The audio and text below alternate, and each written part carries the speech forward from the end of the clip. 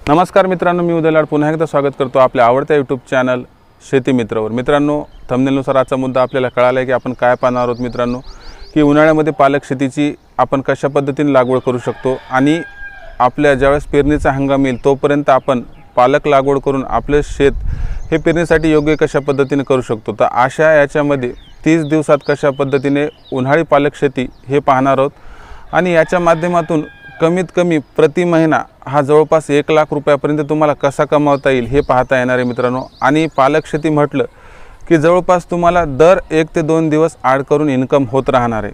त्याच्यामध्ये आज आपण पाहणार आहोत पालक शेती। पालक ही अशा पद्धतीची भाजीपाला वर्गीय पीक आहे मित्रांनो, पालेभाजी की ज्याच्यामध्ये फॉस्फर, कॅल्शियम अशा पद्धतीचे प्रत्येक गुणधर्म आपल्याला आढळतात की ज्याच्या माध्यमातून पालक ही vitamin A, B, C, D, K अशा सर्व विटॅमिननी युक्त असल्याकारणाने हे सर्व जीवनसत्व म्हणजे पालक बघायला गेले तर कोणत्याही पेशंटला अथवा निरोगी माणसाला अपायकारक नाही। म्हणून पालक ही आपल्याला 12ही महिने एक तर तिची लागवडही करता येते व 12ही महिने जिला मार्केट उपलब्ध आहे अशा पद्धतीचं पालेभाजी पीक आहे। तर आपण बघणार आहोत मित्रांनो कशा पद्धतीने पालक शेतीची लागवड करून तेही उन्हाळ्यात तुम्ही कशा पद्धतीने जवळपास कमीत कमी 1 लाख रुपये प्रति महिना कमावू शकतात।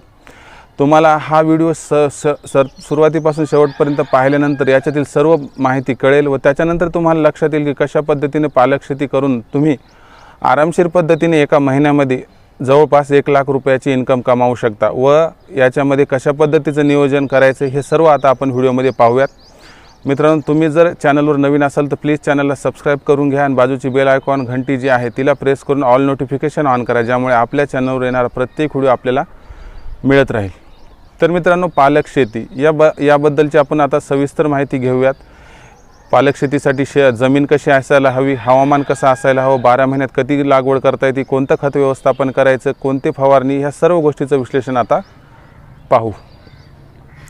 जमिनीची निवड व हवामान। तर मित्रांनो, ज्यावेळेस जमिनीची निवड करतो तर पालक अशा पद्धतीचं एक पालेभाजी पीक आहे की ज्याची आपण लागवड ही सुपीक जमीन, रेगूर मृदा, जांभी मृदा, हलकी जमीन, मध्यम साईजची जमीन, पाण्याचा उत्तम निचरावणे अशा कोणत्याही जमिनीमध्ये पालक या पिकाची लागवड करू शकतो। कारण पालक या पालेभाजीचं मूळ जास्त खोलवर जात नसल्या कारणाने याला कोणत्याही प्रकारची जमीन सहजतेने सूट होते, म्हणजे जमिनीची पालक पिकासाठी काहीही अडचण नाही। हवामानाचा विचार करत असताना मित्रांनो 12 महिन्यातलंही हवामान सूट होतं आहे, परंतु जास्तीत जास्त बघायला गेलं तर नोव्हेंबर ते डिसेंबर महिना व जवळपास फेब्रुवारी मार्च महिन्यामध्ये पालक पिकाची लागवड सर्वात जास्त प्रमाणात होते। कारण हे वातावरण जे असते ते पालक पिकासाठी जास्त पोषक असते। व त्याबरोबर मित्रांनो आणखीन काय असते की पालक पिकाची आता लागवड करत असताना आपल्याला उन्हाळा समोर ठेवायचा आहे।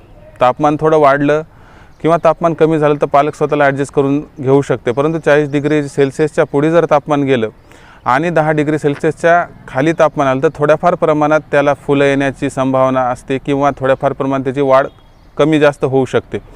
परंतु तेवढं जर सोडलं तर पालक पीक हे 12ही महिने याची लागवड करू शकतो व उत्पन्न घेऊ शकतो। आणि ज्यावेळेस थोड्याफार प्रमाणात उत्पन्न घटण्याची शक्यता असते त्यावेळेस बाजारभाव हा आपल्याला खूप चांगला मिळतो, त्यामुळे त्या उत्पन्नात आपल्याला त्या प्रमाणात तोटा होत नाही।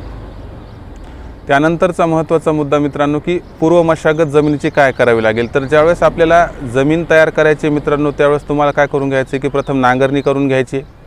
आता तुम्ही नांगरणी केल्यानंतर त्यात रोटावेटर करून घ्यायचे व जमिनीमध्ये 1 फुटाच्या सरी पाडून किंवा आखून घ्यायच्यात।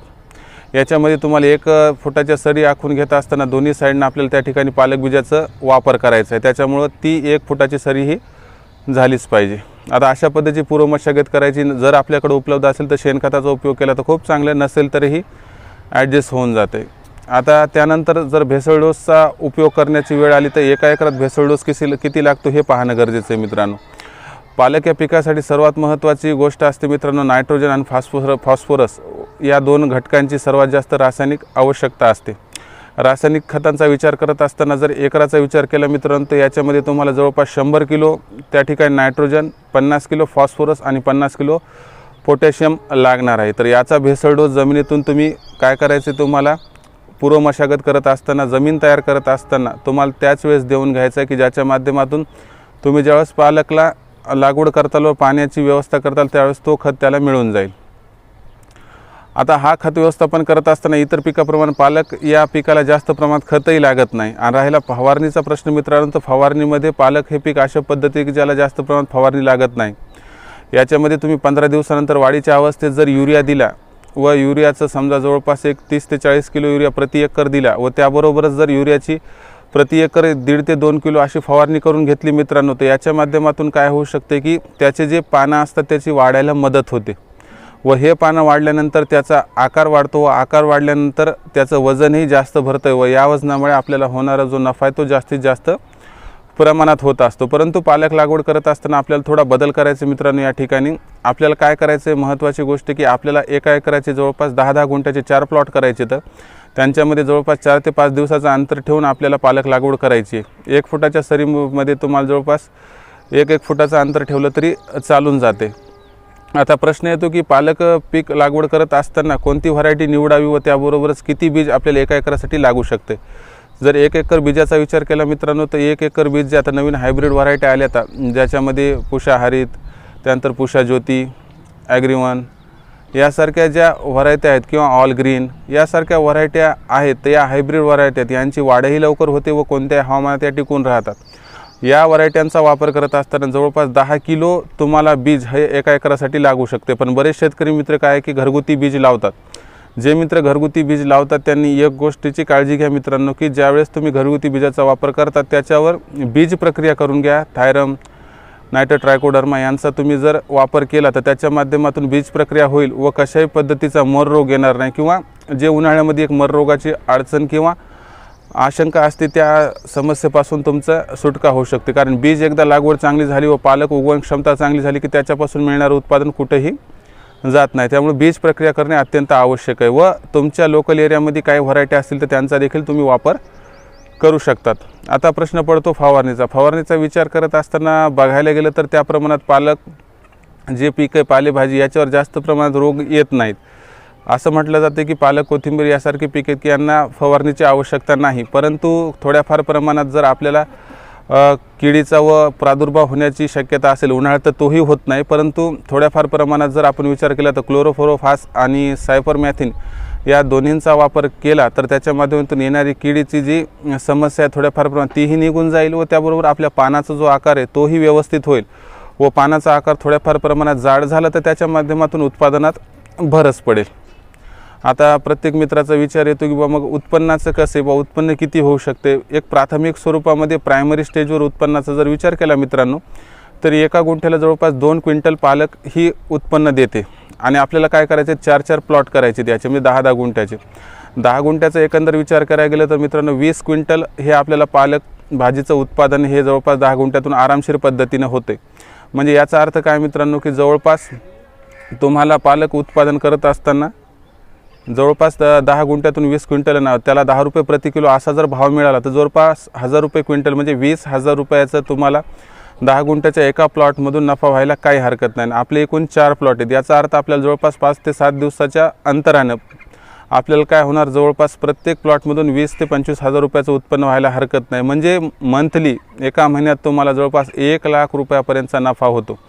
आता याच्यामध्ये थोडाफार जो खर्च लागतो तोही वजा केला जवळपास 80 ते 90,000 रुपयाचं उत्पन्न मिळायला काही हरकत नाही। परंतु आणखीन एक महत्त्वाची गोष्ट आहे की पालक शेती करत असताना सर्व मित्रांचं एकच म्हणणं असते की पालक शेती करत असताना आपण 10-10 गुंठ्यात 4 प्लॉट का घेतले। याचं महत्त्वाचं कारण की सर्व पालक एकदाच येऊ नये विक्रीसाठी, कारण आपल्याला मग बाजारभाव करत असताना किंवा बाजारभावात अडचण पडू शकते व त्याबरोबर ज्यावेळेस आपण एका प्लॉटची कटिंग करू त्यावेळेला 8 दिवसांना दुसरा प्लॉट तयार होईल। परंतु असं स्टेप बाय स्टेप करत असताना जर आपण खोडवा हा त्या ठिकाणी ठेवला म्हणजे आपण पालक डायरेक्ट न उपटून विकता तिला जर कट करून विकलं तर आपल्याला जवळपास 2 ते 3 खोडव्या आरामशीर पद्धतीने आपण घेऊ शकू। म्हणजे जवळपास तुम्ही जर मार्चमध्ये लागवड केली मित्रांनो तर एप्रिल व मे या दोन्ही महिन्यामध्ये तुम्हाला टोटल एक तर पालक व त्या माध्यमातून येणारा खोडवा या दोन्हीच्या माध्यमातून भरपूर उत्पन्न होते। आणि 2 महिन्याच्या कालावधीचा उत्पन्नाचा विचार केला मित्रांनो तर एकाच मेहनतीत, एकाच कष्टात, एकाच बीजात, एकाच खतात, एकाच फवारणीत व थोड्याफार पाण्याच्या प्रमाणात तुम्ही जवळपास या 10-10 गुंठ्याच्या प्लॉटमधून जवळपास 3 जर विचार केला मित्रांनो 3 वेळेसचा तर तुम्हाला एका ह्याच्यातून जवळपास 25 आणि 3 ह्याच्यातून जर म्हणायला गेलं तर 3 एकदा आपण जर जनरल पीक घेतला आणि 2दा खोडवा जर आपण जपला तर याच्या माध्यमातून जवळपास 70-75 हजार रुपयाचं प्रत्येक 10 गुंठ्याच्या प्लॉटमधून म्हणजे 60 दिवसात तुम्ही जवळपास मित्रांनो 2.5 ते 3 लाख रुपयाचं उत्पन्न सहजतेने मिळू शकतात। म्हणजे 2 महिन्यामध्ये तुम्हाला 2 लाख रुपयाचं उत्पन्न हे खर्च वजा जाता होऊ शकते। म्हणजे माझा कोणताही शेतकरी मित्र या उन्हाळ्याच्या हंगामामध्ये उन्हाळी पालक शेती करून महिन्याला जवळपास 1 लाख रुपयाचं उत्पन्न मिळू शकते। कारण आज तुमचं सोयाबीन, तूर सर्व प्रकारची लागवड जी होती तिची काढणी झालेली आहे व आज तुमची शेती मोकळी आहे। आज तुम्ही पालक शेती करून या उन्हाळ्यामध्ये जे तुमच्याकडे एक कमावण्याचं साधन नाही तर त्या ठिकाणी तुम्ही पालक व त्याबरोबरच कोथिंबीर सारख्या पिकांची लागवड करून सहजतेने दररोज तुम्ही जवळपास 3 ते 4 हजार रुपये कमावू शकतात। तर मित्रांनो, व्हिडिओ कसा वाटला कमेंट्स करून सांगा व त्याबरोबर हा व्हिडिओ जास्तीत जास्त आपल्या गरजू मित्रांपर्यंत पोहोचवा। कारण की असेच व्हिडिओ आपल्या गरजू मित्रापर्यंत पोहोचले तर त्याच्या माध्यमातून त्याचा उन्हाळ्यात, पावसाळ्यात, हिवाळ्यात या 12ही महिन्यात त्याचं उत्पन्न वाढेल व माझा प्रत्येक शेतकरी मित्र हा सधन होईल। मित्रांनो, आपण सर्वांनी सुरुवातीपासून शेवटपर्यंत हा व्हिडिओ मन लावून पाहितला त्याबद्दल सर्वांचे एकदा मनापासून आभार व त्याबरोबरच मित्रांनो, आतापर्यंत चॅनलला आपण सबस्क्राईब नसेल केलं तर उजव्या साईडला लाल रंगाच्या बटनाला टच करा, सबस्क्राईब करा, बाजूची घंटीला टच करून ऑल नोटिफिकेशन ऑन करा। म्हणजे शेतीमित्र आपल्या चॅनलवरील सर्व व्हिडिओ तुम्हाला पाहायला मिळतील व अशाच प्रकारच्या नवीन व्हिडिओसाठी चॅनलला सबस्क्राईब करून तुम्ही जर डिस्क्रिप्शनमध्ये गेले अथवा चॅनलच्या व्हिडिओजमध्ये गेले तर सर्व प्रकारचे व्हिडिओ तुम्हाला पाहायला मिळतील व तुमच्या ज्ञानात व नफ्यात भर पडेल। शेतीमित्र या नवीन यूट्यूब चॅनलवर मित्रांनो अशाच एका नवीन व्हिडिओसह मी आपला मित्र उदय लाड तुम्हाला असाच मिळत राहील। नवीन व्हिडिओ येईपर्यंत आपल्या सर्व शेतकरी मित्रांना आभार व